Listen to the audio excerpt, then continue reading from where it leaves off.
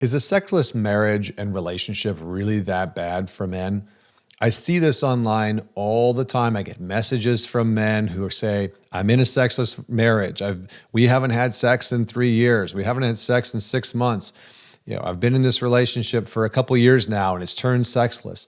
The truth is that being in a sexless relationship can have a very negative impact on men. You see, a sexless marriage or relationship isn't just about the lack of intimacy. It's about the absence of connection and what that absence of connection actually does to the mind and the body and the sense of self inside of that man. You see, when a man lives without any type of physical connection, his nervous system and his brain will start to treat his partner and the relationship like a threat. It is incongruent with the function of how that man perceives the relationship to be, right? The function of the relationship.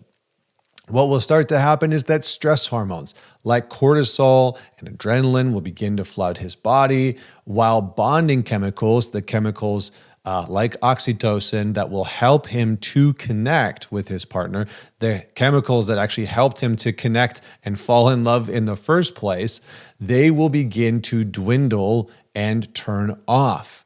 So his brain will start to rewire itself. A man's brain will start to rewire itself when sex is not present, preparing him not just for the rejection of his wife or his girlfriend or partner, but from life itself.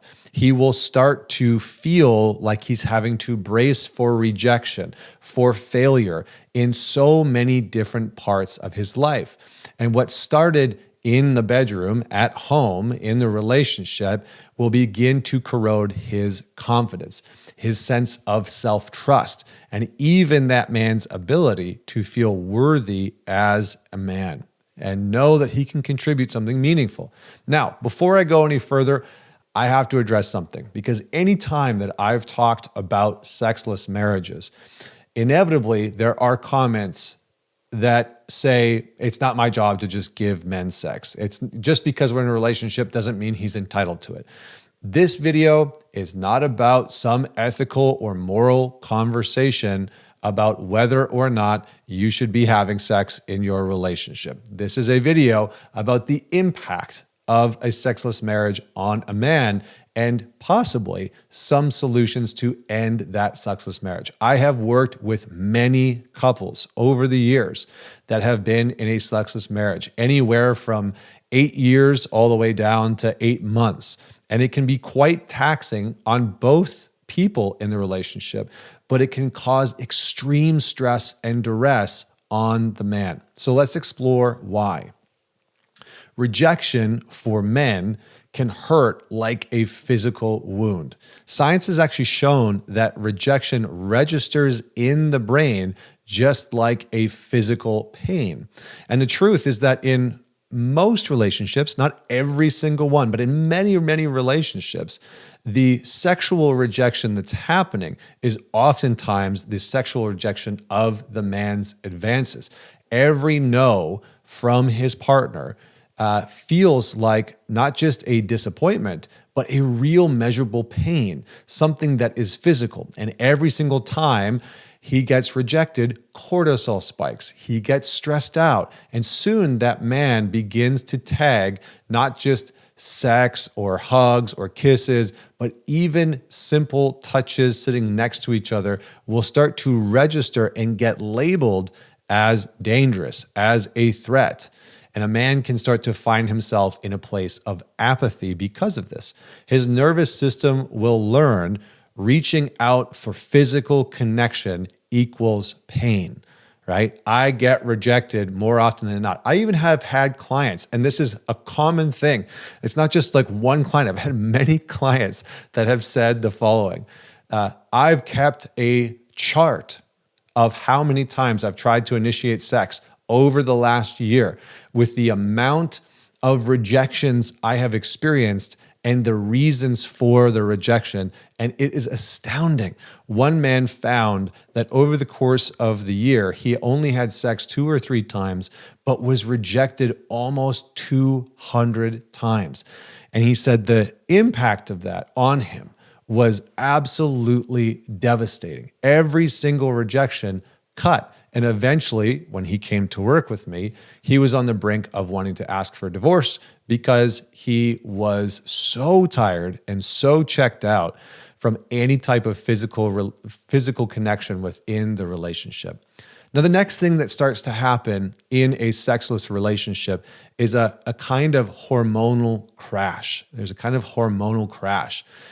So this is where it starts to get a little worse. So, and this isn't to scare you. This is just talking to you about the biology and the neuroscience behind what happens. So as more and more rejection stacks up, what you'll start to see is testosterone beginning to decrease.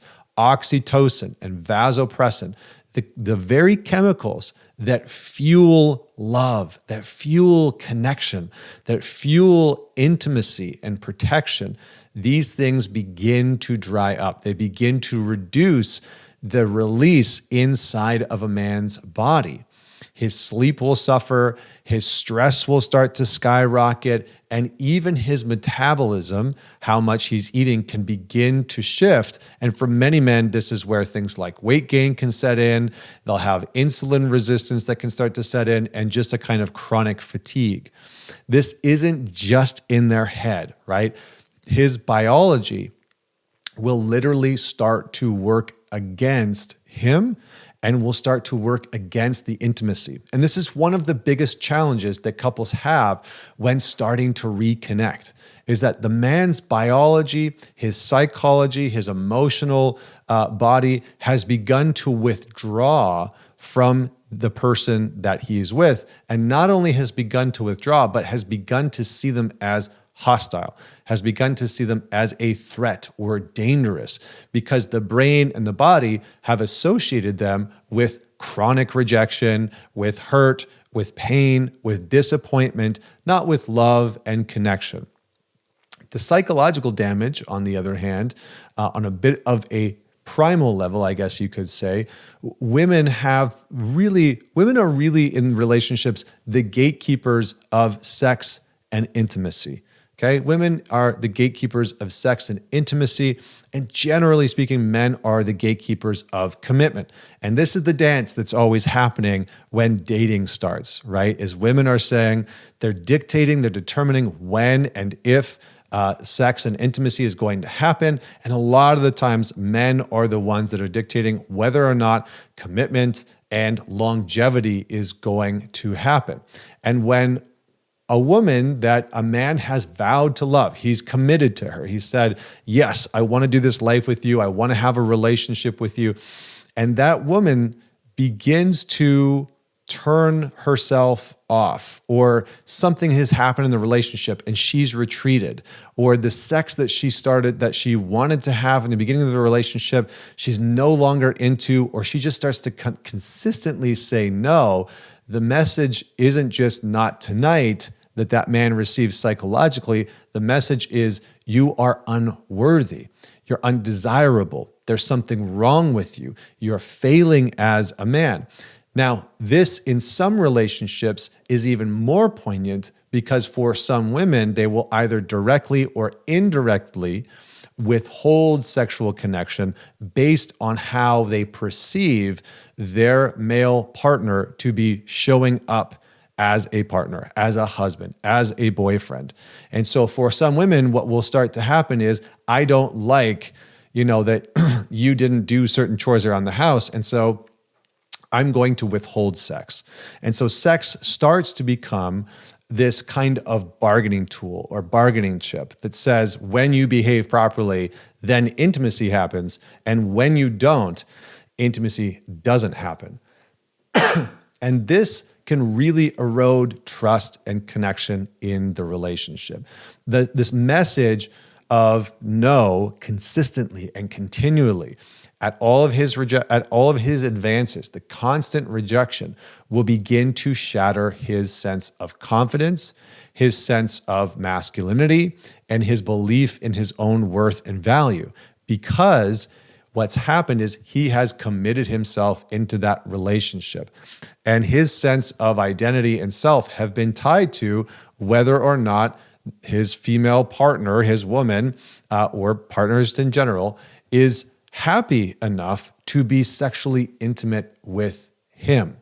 And this can begin to erode not only his sense of self and his sense of confidence, but it can begin to feel like he is being punished for his behavior, for his inability to show up as a partner, etc. The next thing that I want to talk about are the signs of emotional withdrawal, okay? If this is happening in your relationship, it's very common that what started it was a bit of emotional disconnect, that there was emotional disconnection, that you and your partner were not on the same page. You and your wife or your girlfriend or your partner were not on the same page. And for the people who are with these men, what you will notice are a few things, okay? Number one, when sexual disconnection has happened, when the sexual relationship has happened, there are a few warning signs that you need to start to look for that the relationship is really in danger. Number one is that man starts to pull away physically and emotionally. And so what can happen in this is a bit of a tit for tat, right? Where the man is like, okay, you're not connecting with me sexually. This is very important to me in the relationship.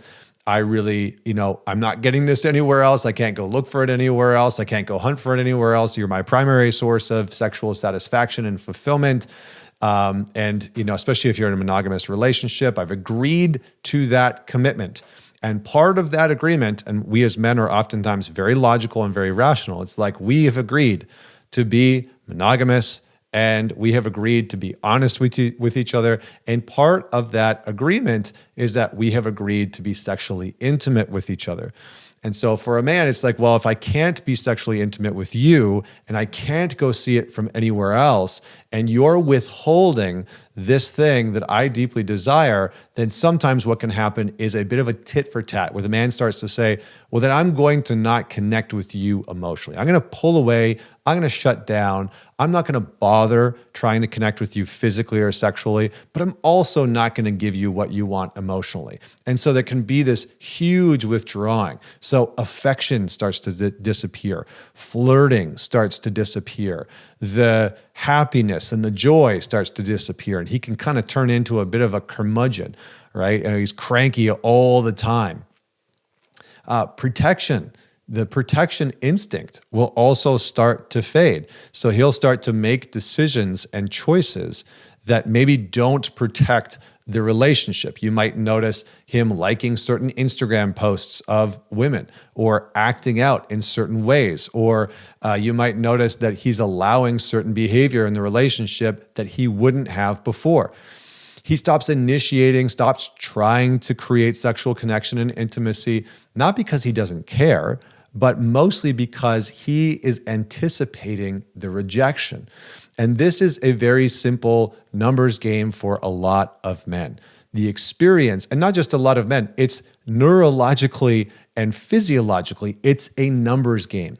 If you stick your hand into a box and 8 or 9 times out of 10, you get pain instead of pleasure, eventually you're going to learn, don't stick your hand into the box. And that analogy that I just used was unintentional. The pun is unintentional.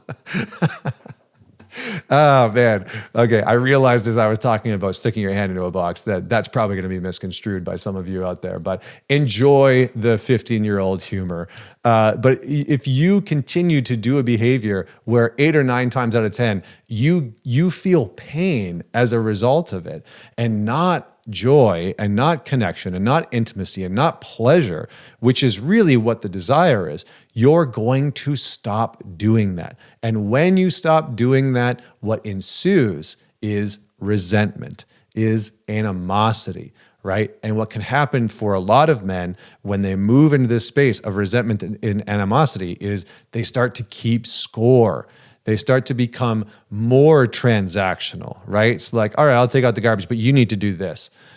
Or they retreat into fantasies. They start to dissociate from the relationship. They move into distractions just to survive the sexual intimacy, physical and emotional starvation, because that's really what is transpiring inside of that man's body. He feels emotionally starved. The truth, and I've worked with tens of thousands of men and thousands of couples now, the truth that so many men have told me is that the place where they feel the most emotionally connected is during sexual intimacy. For better or worse, whether you think that's good or bad, the truth is that the majority of men, where they feel the strongest emotional connection to their significant other, is before sex, the act of flirting and creating arousal and polarity, during it, and then sometimes after. And so when that happens, what he's really, when all that's taken away, he starts to feel starved. He starts to feel starved in the relationship.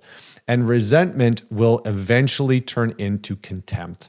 And that contempt, according to the Gottmans, and they've talked a lot about this, contempt is the most corrosive thing for intimacy and relationship, right? The real danger begins to happen when that resentment has built up into a type of contempt, into a type of, I can't stand you, I don't even like you, the feeling that that person is beneath you, is worthless.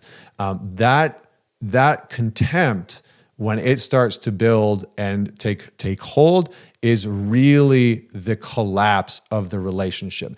This is when a man's kindness begins to disappear. This is when repair between the two people becomes nearly impossible. But if there is a spark of love and connection and a desire to change, a desire to move through it, which many men hold. This is the surprising thing. I've worked with so many men who are in a sexless relationship, and so often those men want to work through it. They want to work through it. A lot of the times when I've worked with couples that are in sexless marriages, now I realize that a lot of the couples that I work with, it's because the men are coming to work with me. So there's a bit of a bias in the type of couples that I'm working with, because usually the men are bringing the relationship in. It is largely not the man that doesn't want to work through things. It is the woman that is sometimes really blocked on wanting to move through the sexual disconnection. So here's what you as a couple have to understand about moving through this sexless period in your relationship. Number one, your relationship is not broken or dysfunctional because this is happening. Okay, big thing I want to stress. So many people look at the state of their relationship, the state of their marriage, and they say, well, because it's sexless, it must mean that we're broken. There's something damaged about us or about the relationship. That is not the case. It is quite common for a couple to go through some type of period of sexlessness or an extreme reduced amount of sexual connection. It can ebb and flow. And for some couples, it's going to be more extreme where, they're going to go through a period of 2 years where maybe sex happens once or it just hasn't happened. And then they'll come back in and be able to repair and sort through what created the disconnection in the first place. And then sex can be much more regular.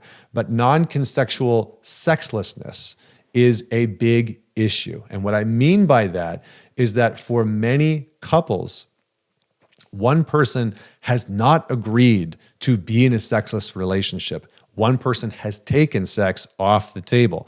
They have said, I'm going to, weaponize sex. I'm going to use it as a punishment. I'm going to withhold it. Or they're going through something genuinely challenging, whether they're going through some type of trauma work or something has come up or something has happened, their relationship to their body has shifted and changed, and suddenly there is a non-consensual sexlessness that has shown up. And this is where one partner wants intimacy, but the other partner is refusing intimacy. And this creates this starvation that we were talking about. It can create the contempt, the animosity. And so we really have to look at why is this non-consensual sexlessness happening? What is actually causing that sexlessness to happen? Because the truth is that it can be deeply frustrating to be the person who is on the receiving end of the sexlessness in the marriage or the relationship and wanting sex and intimacy to happen. So just like forcing sex is abuse, right? There's a word for that. So is starving your partner of sex when you have agreed to be in a sexual relationship. This is the thing that is often not talked about, right? Forcing sex to happen in the context of a relationship, that's abuse. Withholding it, weaponizing it, taking it off the table when you have agreed to a sex-filled, monogamous relationship, and that's been a part of the agreement the entire time, that is simply a different form of abuse, right? We would call that neglect. So here's the key. Emotional safety, if you want to repair, if you want to get through it, emotional safety has to come first. And this is so challenging for many couples because when I've worked with a lot of couples and they're in this space, again, depending on where the person is, depending on where the man is in terms of feeling emotionally starved, physically starved, sexually starved, depending on whether he's swung out into extreme contempt, emotional safety can feel very challenging because that man will not trust his partner. Right? What he has received is you are not trustworthy of bringing my emotional vulnerabilities to, my sexual vulnerabilities, my physical vulnerabilities. So restoring connection isn't just about jumping through all of these hoops. It's not about sort of ticking all these boxes off the list or waiting for months and months and months for something magical to happen. It's really about one step at a time, doing the work to rebuild trust, to rebuild closeness in small, consistent steps, which I'm going to break down for you. But the one thing I want to say before I even get to those actionable steps is you have to address the resentment. You have to address the resentment, and you have to go through a sort of repair process that addresses the resentment. And my strong recommendation for you is that you find somebody to work with as a couple where you can work through the resentments, or you have a process that you can work through together. And maybe I'll create a separate video that gets deep into that process. But you have to address the resentment or the contempt that has built up in order to start to develop the emotional safety again for sex and intimacy to be possible.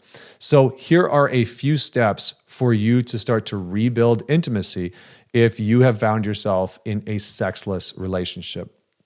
Number one, start to rebuild that emotional connection, that emotional safety. Begin to talk about things that you enjoy. Start to open up again. Begin to reconnect and begin to undo the association that closeness of any kind with this other person equals pain, equals rejection.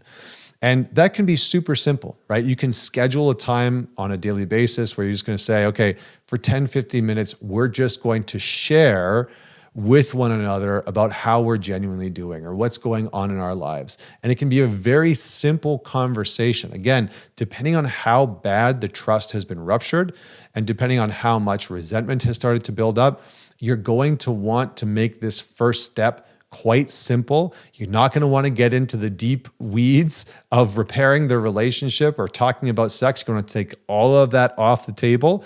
The core of this connection is all about reestablishing safety, reestablishing emotional safety. It might even be about reestablishing physical safety. So what I've had some couples do is they have a allotted time every single day where they're going to sit facing one another so that there's eye contact, focusing on breathing, maybe have some type of physical contact, holding one another's hands, putting hands on knees, that type of stuff. You have to talk about what's comfortable for each of you, and then beginning to open up and talk about some of the things that you have been experiencing or going through that you've honestly just been withholding from that other person.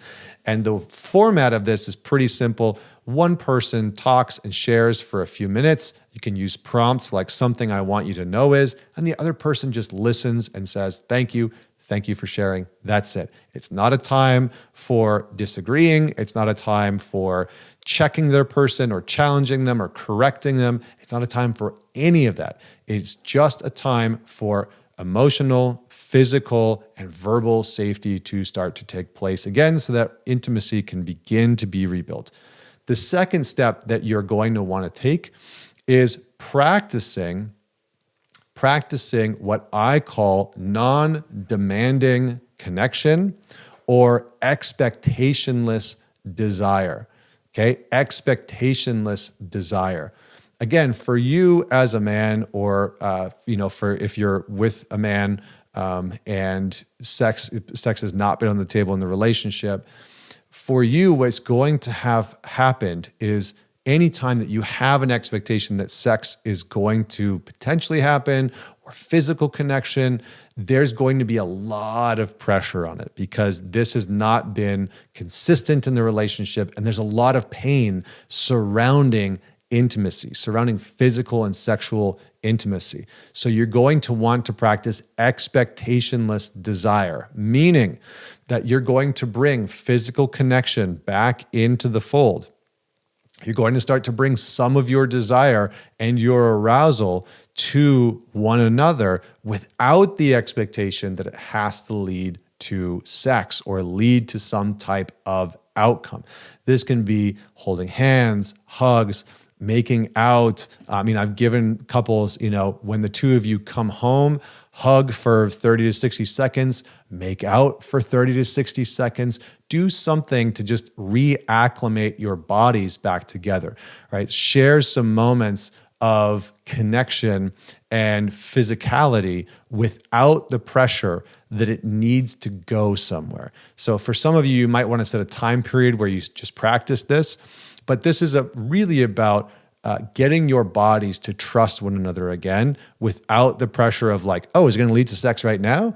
Because when we have been in a state of starvation, what happens is we want to overconsume, right? I just did a 72-hour water fast a couple weeks ago.